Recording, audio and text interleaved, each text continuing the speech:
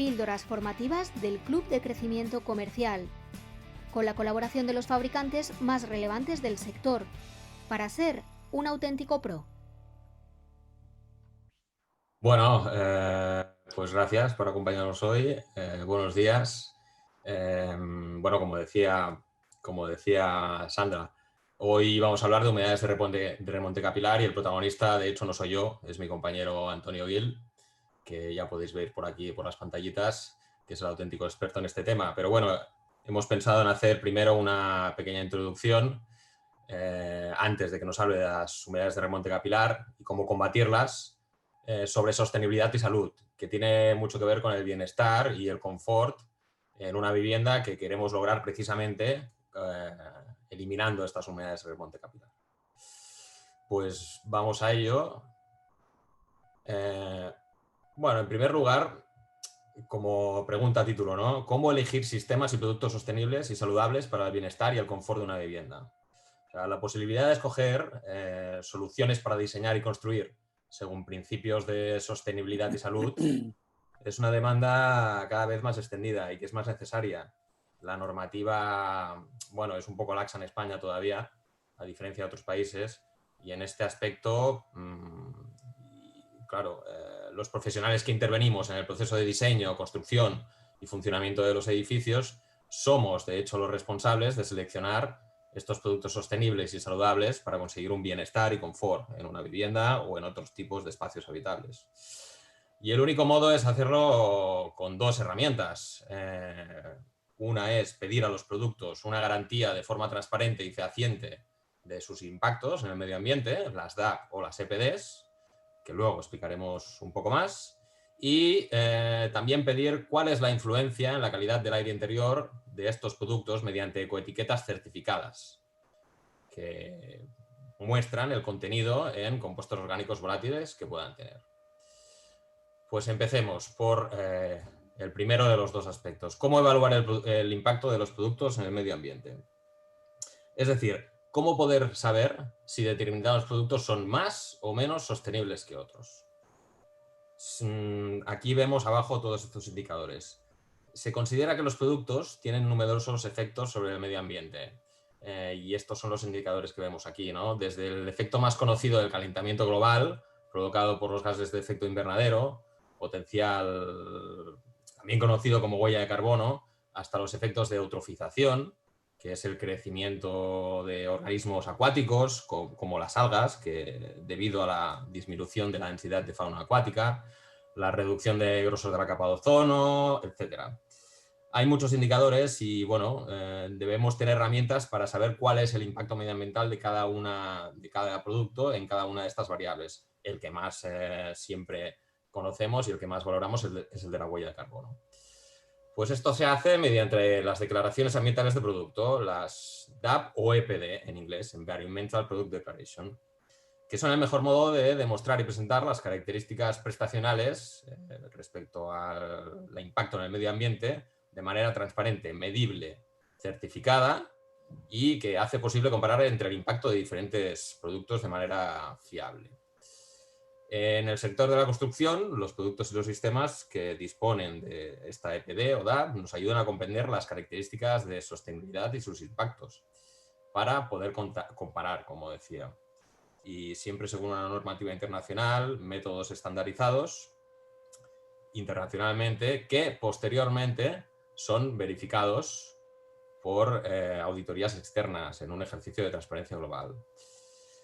Una EPD no es que certifique que un producto sea sostenible o no, necesariamente. Lo que nos hace es poder comparar entre unos y otros. Es una declaración de transparencia del producto sobre la cual está redactada esta EPD, que lo que hace es analizar este ciclo de vida que vemos aquí representado en el centro de la diapositiva, que implica todas y cada una de las fases del producto y sus impactos.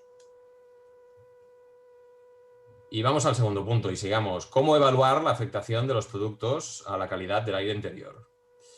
Pues numerosos factores pueden influir en la calidad del aire interior en nuestros hogares. Comportamiento humano, ventilación, productos utilizados en el hogar, detergentes, etc.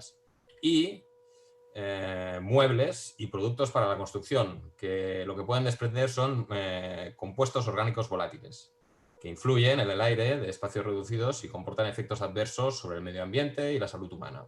Y son persistentes, no solo actúan únicamente en el momento de la aplicación, tienen una acción prolongada en el tiempo. Como efectos que pueden producir estos COP están pues, problemas respiratorios, irritación de ojos, garganta, mareos, y también se pueden dar efectos psiquiátricos. Está comprobado que a largo plazo también pueden causar daños renales al sistema nervioso central, y algunos incluso tienen efecto carcinógeno como el benceno, que está presente en alguno de los materiales de los que hablamos. Un primer paso de la industria ha sido sustituir productos en base disolvente por agua, y esto ha mejorado salud de aplicadores y usuarios, evitando muchos problemas, la inflamabilidad de los productos, olores, bueno. Pero claro, esto no es suficiente para que los productos de la construcción no influyan en el confort ambiental interior y que nos afecten. ¿Y esto cómo podemos valorarlo? Pues mediante las ecoetiquetas, que son voluntarias o obligatorias y que miren los niveles de emisión de los productos, de emisión de COP en los productos utilizados para pavimentos, adhesivos, materiales tipo pinturas y otros materiales de construcción, que certifican una bajísima o prácticamente nula emisión de compuestos orgánicos volátiles. Cada vez son más los países que han optado por implantar directrices en este aspecto. En España todavía no hay una obligatoriedad, pero sí que podemos acogernos a sellos voluntarios de otros países. En Francia tienen un sello obligatorio, que es esta etiqueta que ya estamos viendo en algunos productos aquí en España porque compartimos con ellos el mismo producto, y entonces ya esta etiqueta se implanta en los países vecinos y nos da una calificación en función del contenido de compuestos orgánicos volátiles que tenga. Otros sellos que podemos encontrar en otros productos pues son promovido por el GEB alemán, que, bueno, con el que mi code EC1 en diferentes variables, EC1R+, EC1+, EC tal, pues nos da certificación de que tenemos muy baja o prácticamente nula concentración de COPS. También del Blue Engel, que también está promovido en Alemania, o M1 también podemos encontrar algunos productos que podemos comprar aquí, que está promovido por una asociación finlandesa. Bueno, así pues, y como conclusión para esta breve introducción, los profesionales que intervenimos en todos estos procesos alrededor del diseño, la construcción y el funcionamiento de los edificios también, pues tenemos esta gran responsabilidad de seleccionar productos sin disolventes y con bajas emisiones de compuestos orgánicos volátiles, con la capacidad de que nos garanticen una buena calidad del aire interior en los edificios en los que se aplican, para el bienestar tanto, no solo de los usuarios, también de los aplicadores, a través de estas ecoetiquetas certificadas. Y bueno, no solo eso, también las ecoetiquetas. O sea, volviendo a la primera diapositiva, también tenemos la responsabilidad de escoger productos que garanticen transparencia en sus impactos medioambientales y que podamos comparar entre unos y otros qué impactos tienen para saber cuánto de sostenibles pueden ser y por qué podemos escogerlos. Y a través de las EPDs o declaraciones ambientales de producto, pues es la única manera transparente, medible y según normas armonizadas que hacen posible comparar impactos entre estos diferentes productos de una manera fiable. Tenemos estas dos herramientas y debemos utilizarlas porque es nuestra responsabilidad ante la demanda de utilizar materiales más sostenibles y con menos impacto ambiental. Y esto es todo.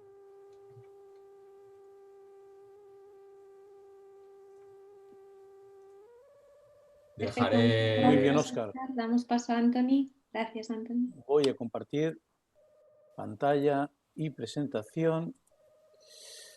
Vaya, esta ya está arrancada incluso la presentación, fijaos. Voy a ponerme al principio, me disculpáis. Aquí. ¿La veis bien? Perfecta, sí. Sí, gracias. Venga.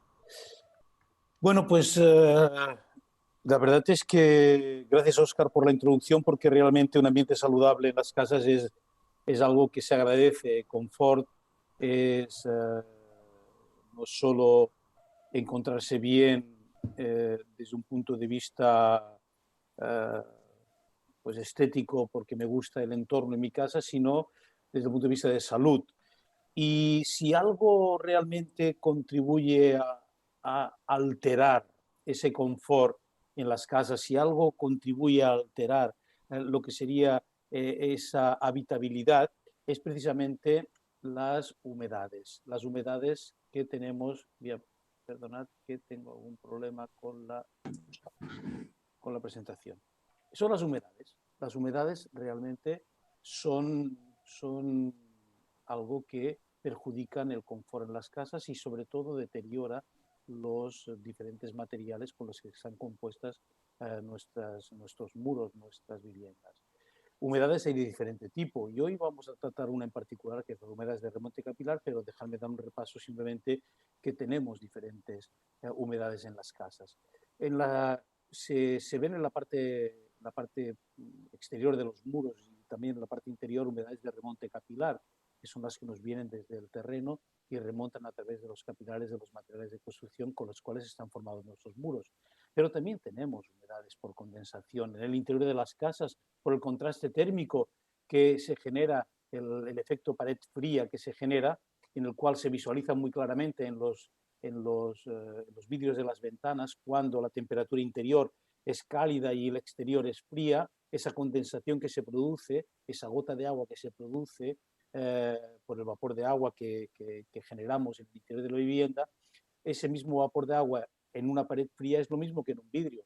Exactamente cuando condensa, si hay una alta condensación de vapor de agua, se produce el ambiente ideal y la humedad suficiente como para que proliferen en el interior de nuestras viviendas los mohos, las algas, los microorganismos en definitiva. O también humedades por filtración, una mala adecuación del muro o una mala adecuación de una cubierta pueden producir, por efecto evidentemente de ese déficit y de esa deficiencia, una filtración de agua hacia el interior de lo que sería. Cada uno de estos humedades tiene una solución. Cuando hablamos de humedades de remonte capilar, la deshumificación de los muros es la solución. Cuando hablamos de humedades por condensación, la mejor es o bien la deshumificación o bien entonces hacer o realizar un aislamiento térmico por el exterior, que es proteger nuestro muro en el entorno de nuestra casa, para posibilitar que la temperatura del muro, protegido por el exterior, sea lo más próxima posible a la temperatura generada en el interior de la casa. De esta manera se elimina el efecto pared fría, se elimina el efecto de condensación en nuestra vivienda por haber eliminado por el revestimiento exterior todos y cada uno de los puentes térmicos que tenemos. O la humedad por filtración, pues la solución es la correcta impermeabilización de las cubiertas o la correcta impermeabilización de lo que serían nuestras propias paredes.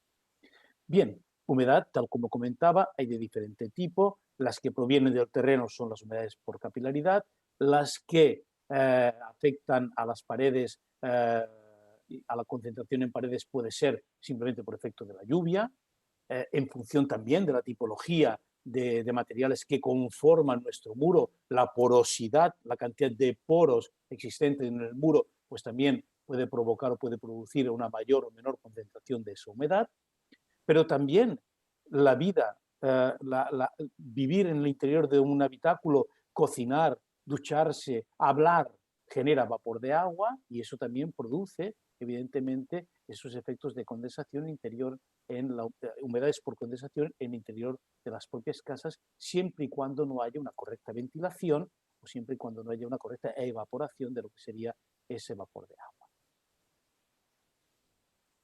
¿Qué produce las humedades en construcción? Pero sobre todo en particular algunas como las que hemos comentado de remonte capilar. Degradación de los revoques y los revestimientos. Ahora veremos el motivo por qué, pero también se degradan los propios materiales. Aquí veis algunos ejemplos de paredes en los cuales pues, la concentración de agua y sal en los muros pueden producir efectos como los que se observan en las fotografías. En el interior, evidentemente, compromete el confort. Se generan ambientes insalubres con mohos, microorganismos, algas, etc. Pero también hay algo muy importante, el agua es un muy buen conductor, por tanto, se incrementa el consumo energético precisamente porque nuestros muros pierden capacidad de aislamiento. Y por último, una casa afectada por humedades, tanto por condensación como por filtraciones, como por remonte capilar, pierde valor. Hay una pérdida intrínseca del valor del inmueble de forma muy, muy clara. Situaciones como las que vemos aquí, fotografías como, imágenes como las tenemos todas en nuestra retina, las vemos cotidianamente paseando por cualquiera de nuestras calles, seguramente con una afectación menor, pero las vemos en todos casos. Afectaciones en las partes bajas por estas humedades que remontan desde el terreno y degradan los revoques. Situaciones como estas, quien ha visto una fachada en su pueblo, en su ciudad, en las cuales pues, se ve el deterioro evidente y las marcas de humedad en las fachadas. Degradación de los revoques exteriores e interiores. Veremos el porqué. Degradación de los materiales, como hemos dicho anteriormente, y evidentemente un ambiente húmedo es el ambiente idóneo, el mejor, para que proliferen mohos, algas, microorganismos y se evidencien en forma de verdín, en forma de estas manchas verdes o negras incluso que se producen en los diferentes muros.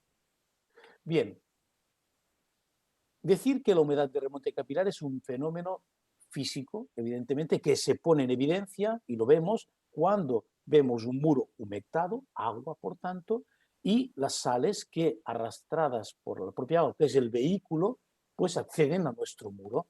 En función de las condiciones termohigrotérmicas, o de las condiciones que en donde esté, el lugar donde esté ubicado este muro, e incluso de la propia composición del muro, de la porosidad del muro, se pueden hacer más o menos evidentes. En función del tamaño del poro, tamaños de poro muy pequeños significa mayor capacidad de remonte, mayor presión y capacidad de remonte capilar, pueden llegar las humedades tranquilamente entre 2 a 3 metros de altura. Podría generar y se podría remontar el agua a través de un muro en función del tamaño del poro que pueda tener. Habitualmente no se produce ese remonte tan enérgico, eso es un cálculo simplemente de probabilidad, pero sí que se produce prácticamente en las partes bajas de los edificios, al metro, metro 50, hasta 2 metros, se puede evidenciar la presencia de agua y sal en nuestros muros. ¿Cuáles son los efectos de la humedad de remonte capilar? Mira, hay dos tipos de degradaciones, la degradación física y la degradación química. Empiezo por la degradación química. La degradación química se produce en fase de, o bien en el propio muro antes de ejecutar nuestra reparación, o incluso en los muros en los cuales hayamos ejecutado de manera, digamos así, no correcta esa rehabilitación.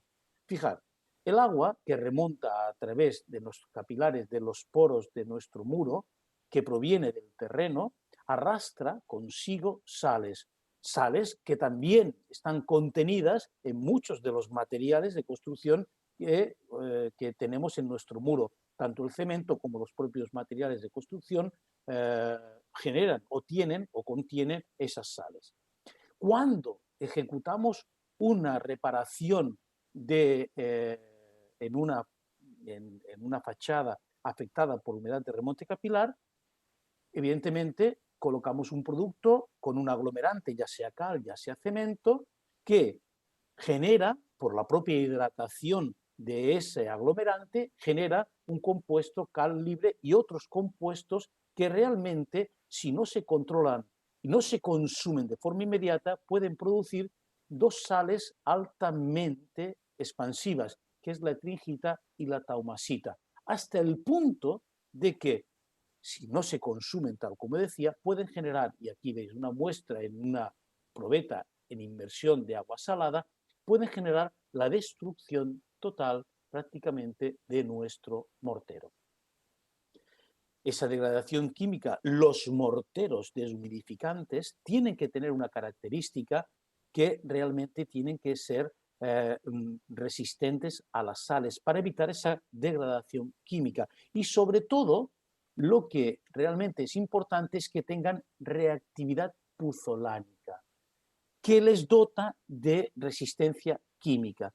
¿Qué es la reactividad puzolánica? Es simplemente la capacidad de nuestros morteros de consumir de manera rápida e inmediata la cal libre que se genera durante el proceso de datación del aglomerante, ya sea cemento, ya sea cal.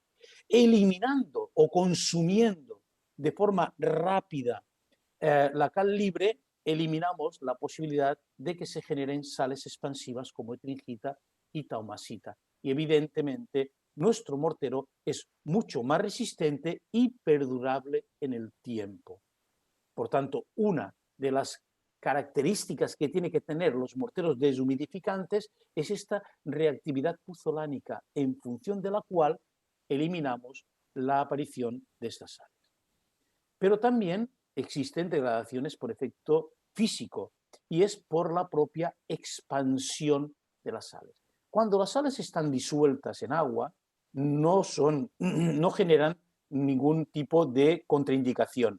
Pero cuando el agua se evapora, perdón, el agua se evapora, las sales cristalizan, y al cristalizar aumentan su volumen, generando y provocando exactamente la destrucción interna de los morteros, como se ve en este pequeño croquis que os hemos adjuntado. Es el mismo efecto que cuando una pared humedecida, el agua contenida en el interior de la pared se hiela, el agua incrementa por el paso de líquido a sólido, incrementa su volumen hasta un 9%, generando, por tanto, una expansión. Y esa expansión genera la rotura también de lo que serían nuestros revoques morteros e incluso, como se ve en la imagen, de nuestros paramentos. Bien, también se generan eflorescencias o superfluorescencias, la propia sal contenida. En función de la rápida evaporación del agua, se generan eflorescencias que emergen en superficie y que se denotan claramente en los acabados. Estas microfisuraciones son el tránsito de la sal hacia el exterior, que el contacto con el CO2 cristalizan, y se observan claramente estas manchas en muchas de las fachadas. Si la evaporación es lenta del agua, esa cristalización se produce en la interfase interna de nuestros acabados y nuestros morteros, con lo que se genera esas subeflorescencias que generan la rotura de los morteros. Los morteros deshumidificantes deben ser, por tanto, además de tener una reactividad puzolánica, tienen que ser macroporosos, porque es lo que les dota de resistencia a la cristalización de las sales, porque ralentiza muy mucho o contiene la formación de fluorescencias y superfluorescencias, y sobre todo porque tienen que tener una resistencia clara a los ciclos de hielo y deshielo. Aquí vamos a ver una imagen. Aquí tenéis la imagen interior de lo que sería un mortero macroporoso. Significa que son morteros que en su interior generan zonas o espacios en donde las sales vienen y depositan, y al perder o evaporar el agua tienen espacio suficiente como para cristalizar y contener esa expansión. Como queda contenida dentro del macroporo, ya no provoca los efectos perniciosos de lo que hemos visto antes, de la destrucción por efecto de fluorescencias y superfluorescencias de nuestros revoques o morteros, porque esa fase expansiva queda contenida en el interior del macroporo. Por tanto, resistencia química a través de la reactividad puzolánica y resistencia física a través del efecto de macroporosidad de los morteros deshumidificantes. Y deben ser altamente transpirables, porque tenemos y nos van a favorecer la desecación del muro. Por tanto, resistencia química a través de la reactividad puzolánica, resistencia física a través de esa estructura macroporosa, y sobre todo transpirabilidad para evacuar el agua contenida en el interior. Diferentes situaciones que se nos pueden dar y que debemos tratar y diferentes ciclos de acabado. Frente al mar, ambientes altamente salinizados, son buenos morteros son correctos los morteros deshumidificantes, pero hay que hacer una preparación previa del soporte en muchas ocasiones, o bien con el mismo mortero hay que dar una imprimación previa, que es eso, tenéis que ver las fichas técnicas de cada uno de los productos que toquéis en vuestro trabajo habitualmente. Hay algunos que recomiendan una imprimación con el propio producto y a los 2 o 3 días aplicación de una segunda mano del producto en un espesor de unos 2 centímetros. Esto suele ser común a todos prácticamente, porque precisamente a mayor espesor, mayor la estructura de macroporos internos dentro del mortero que contienen exactamente la expansión de las sales o la cristalización de las sales. Algunos recomiendan, por tanto, y en ambientes marinos recomiendan esa imprimación previa, un recrecido o un revestimiento o un mortero de enfoscado de 2 centímetros de espesor sobre esa capa imprimada, y después la gama de productos para lo que sería enlucidos, más finos, imprimaciones, que veremos exactamente qué tipo de imprimaciones o qué tipo de origen o base tienen que tener estas imprimaciones, y acabados. O bien en interiores también se puede producir, o bien con imprimación o sin imprimación. Hay productos que pueden y que no recomiendan imprimación preliminar, sino simplemente de una sola tacada aplicar directamente los 2 centímetros, que hace la misma función de lo que sería esta imprimación. Es en función también de la salinización que tenga el muro. Si es un muro muy salinizado con una gran presencia de sales, requiere una limpieza preliminar, pero directamente podríamos ir a una imprimación y los 2 centímetros de mortero de recrecido. En función de que la salinidad sea baja, pues podemos ir directamente con nuestro mortero con sus 2 centímetros de aplicación. En interior también, para evitar lo que comentaba Óscar, estos productos tienen bajas emisiones de sustancias orgánicas volátiles, todos ellos. O también una situación muy habitual y casual en viviendas, en zonas húmedas o no húmedas, pero que estén afectadas porque tengan un mal tratamiento, la impermeabilización del muro, y entonces a partir de ahí existan casos de remonte capilar, pues aquí tenéis una aplicación sin imprimación preliminar, directamente sobre el muro, que ya se ve y se observa en la fotografía que no está excesivamente salinizado. Bien, cada uno de los muros, por tanto, tiene una recomendación determinada. Reitero, al final haremos un pequeño examen, si os parece bien, dando 5 situaciones determinadas, pero recordar algunos de los argumentos que doy. Muros salinizados, o sea, con alta concentración de sales, previa limpieza, evidentemente requerirían de un tratamiento con una imprimación preliminar. Muros con una baja salinidad no requerirían esta imprimación anterior. Si la presencia de agua es muy abundante, el nivel freático sobre el cual está asentado nuestro muro es alto, pues evidentemente la aportación de agua es muy alta. Debemos tomar alguna otra precaución que veremos a posteriori. Por tanto, en función de la zona donde esté ubicada nuestra vivienda, en función de la salinidad del muro, en función del aporte de agua que tenga este muro, las soluciones serán diversas, tal como estoy comentando.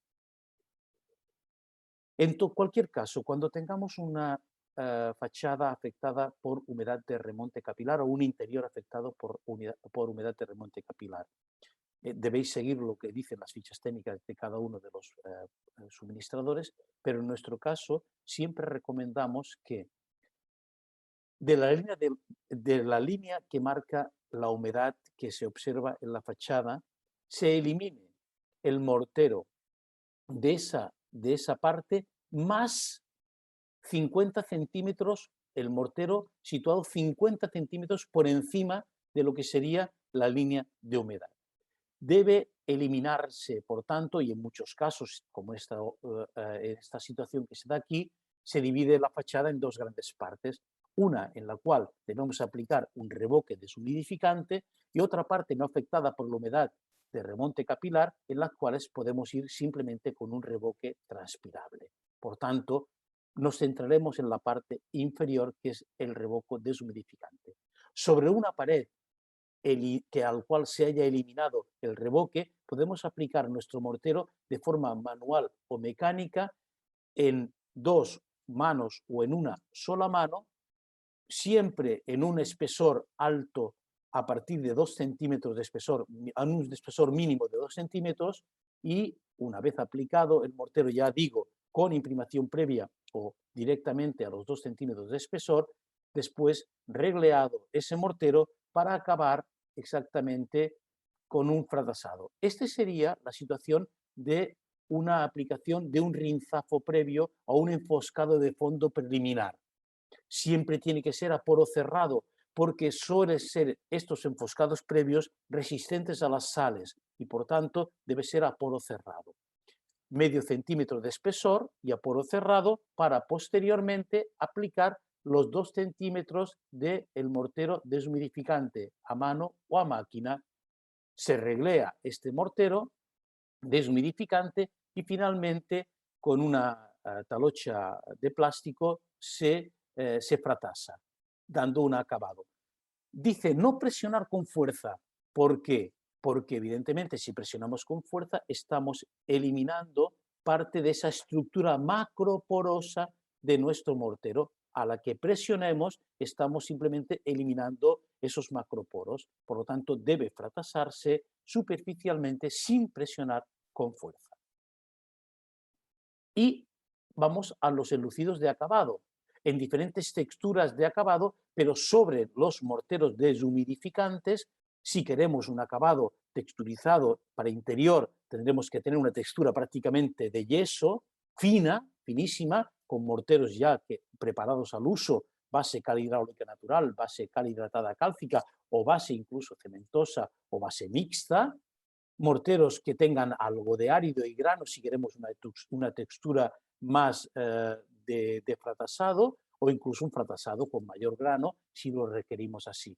Pensad que es en función de la tipología de árido. En nuestro caso, por ejemplo, tenemos desde prácticamente 0,1 milímetro, 0,4 milímetros, hasta 0,7 milímetros de árido para dar diferentes texturas de acabado sobre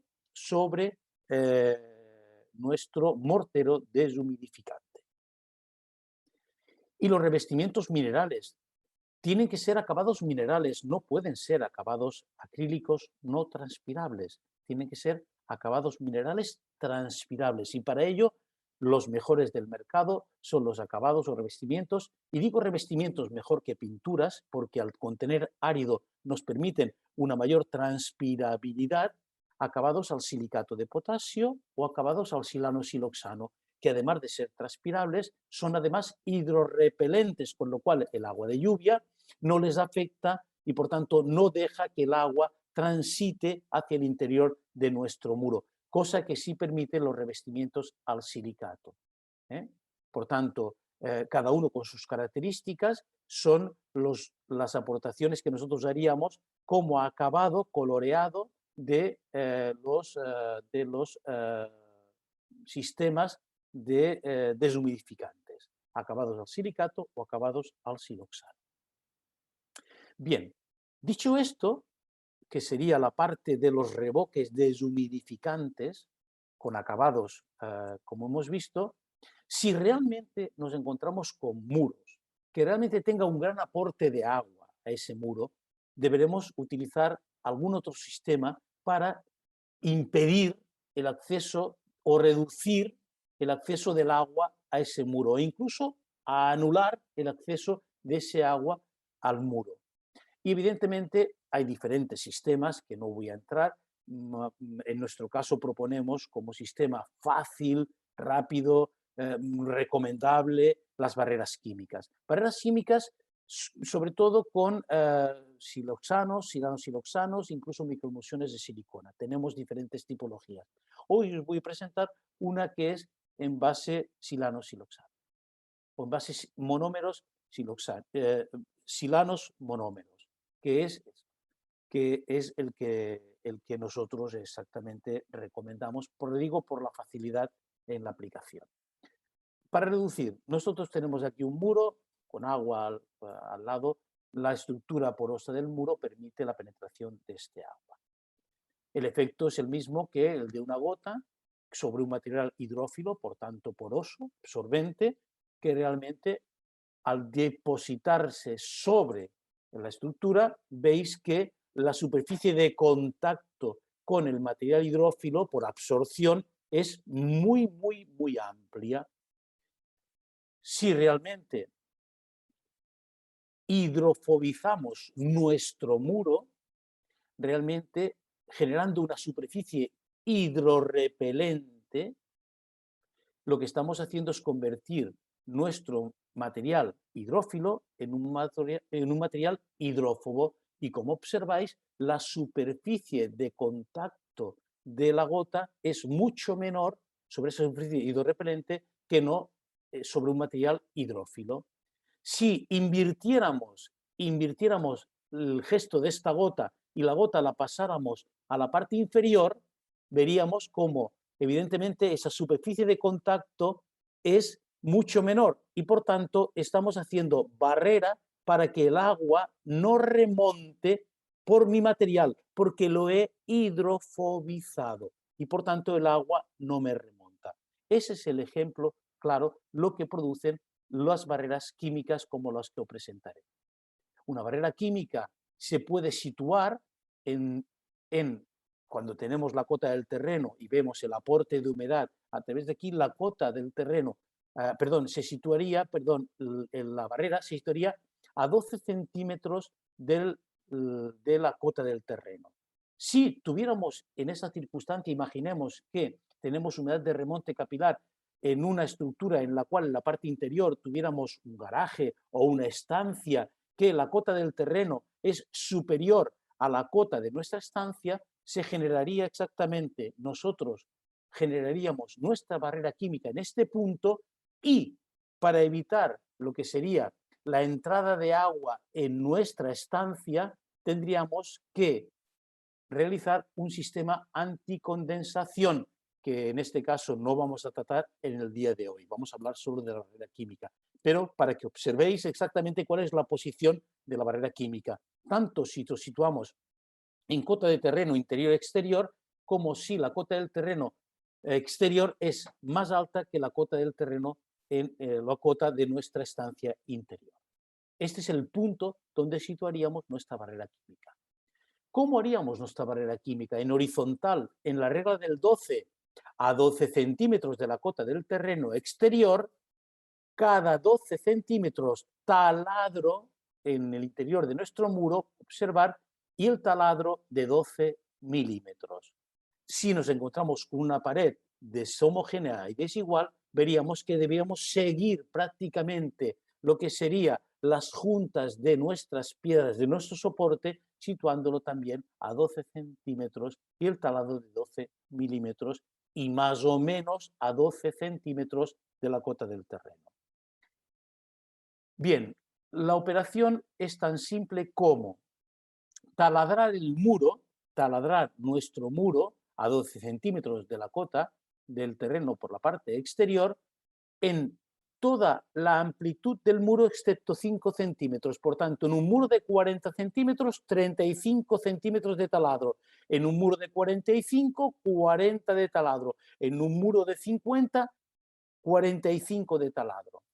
Insertaríamos nuestro material en la pistola, cortaríamos la parte para que podamos extrudir este material, colocaríamos la cánula, introduciríamos en nuestro taladro la cánula y extruiríamos el material hacia el exterior, con lo cual rellenaríamos todo lo que sería el taladro. E incluso, aunque la pared sea una pared de doble muro, o sea, de doble vano, también podríamos hacerlo, porque la textura cremosa de nuestro material, realmente, de este material, en definitiva, realmente haría que se quedara adherido a lo que serían las paredes. ¿Qué hace exactamente este material? Este material expande 10 centímetros a lado y lado de nuestro taladro, superponiendo con la expansión del material de nuestro taladro contiguo, con lo cual estaríamos formando una lámina impermeable, esta barrera química impermeable que evitaría el remonte de la humedad. Píldoras formativas del Club de Crecimiento Comercial, con la colaboración de los fabricantes más relevantes del sector, para ser un auténtico pro.